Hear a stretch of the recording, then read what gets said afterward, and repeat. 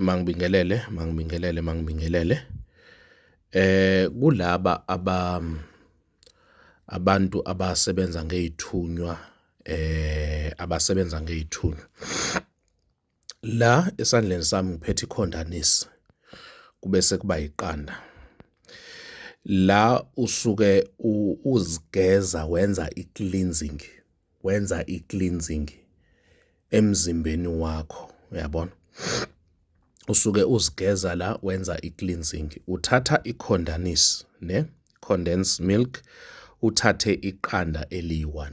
Uyayivula i-condensed milk, uyifake emanzini angango-5 litha, ubese uphahlaza le qanda. Uyaligaya iqanda, uligaye ulicube ngesandla, uqinisekise ukuthi ulicubile. Then emveni kwalokho ubese uthatha isandla se-rough salt, isandla se-rough salt, emveni kwalokho usifaka phakathi. Bese ufaka amanzi angango-5 liters kule bhakede. Then ubese uyaphuma, uyayithatha lento uyogezela emfuleni ohambayo. Ufike uyageza, uyakhuluma, uyageza ngalento, uyageza. Ume phakathi nawo umfula, amanzi umehamba akakuthinte.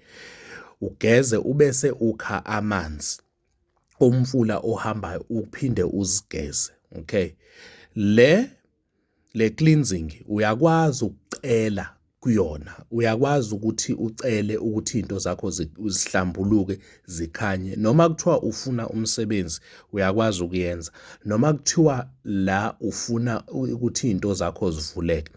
Kuzoba khona laba abazothi, hayi manje umfula ohambayo awukho la engihlala khona. Thola amanzi wemvula.